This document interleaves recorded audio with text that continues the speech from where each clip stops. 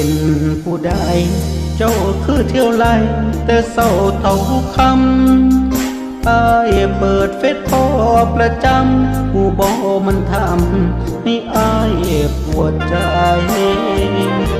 สถานะเก่าให้คบกับเจ้ายังจำขึ้นใจหรืออยากทำสถานะใหม่เปลี่ยนคนรู้ใจจากอ้ายเป็นเขากินเขาเก็บงานทุกเหตุการณ์ที่เขาโพสต์ไว้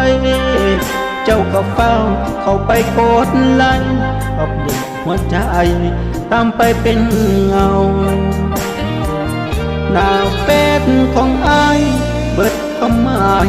แล้วแม่นบ่สาวขอบฟ้าเคยเป็นของเฮายืนหน้าเฟซเขาคนนั้นแม่นอ้ายกดไลค์ให้เขาซ้ำกดเงาให้อายสถานะเขาคือแฟนใหม่สถานะอ้ายคือมาหัวเนาวอนเจ้าเปลี่ยนเฟซ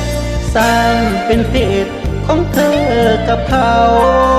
ติดตายได้บอกเฟซเก่ายังขันย้อนเงายังเข้าไปบอก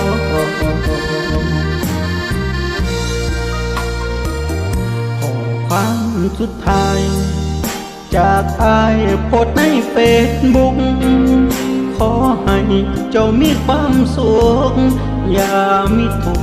สิ่งใดเลยน้องเปิดหน้าเฟซอ้ายซอยกดไลค์ก่อนไปได้บ่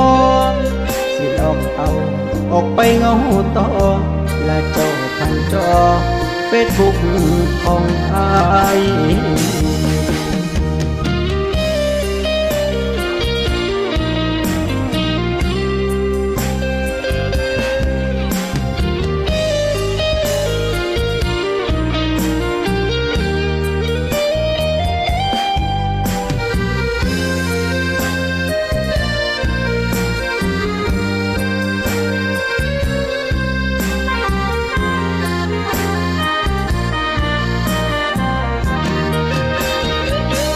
กดไลค์ให้เขา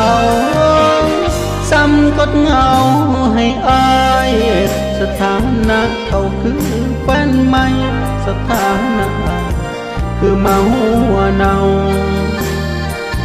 วอนเจ้าเปลี่ยนเฟซสร้างเป็นเพจของเธอกับเขาติดตายได้บอกเฟซเก่ายังย้อนเงายังเข้าไปขอ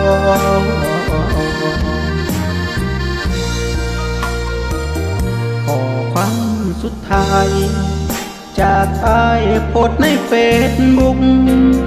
ขอให้เจ้ามีความสุขอย่ามีทุกสิ่งใดเลยน้องเปิดหน้าเฟซอ้ายซอยกดไลค์ก่อนไปได้บ่สิลอกเอาออกไปเงาต่อลาเจ้าผ่านจอเฟซบุ๊กขอ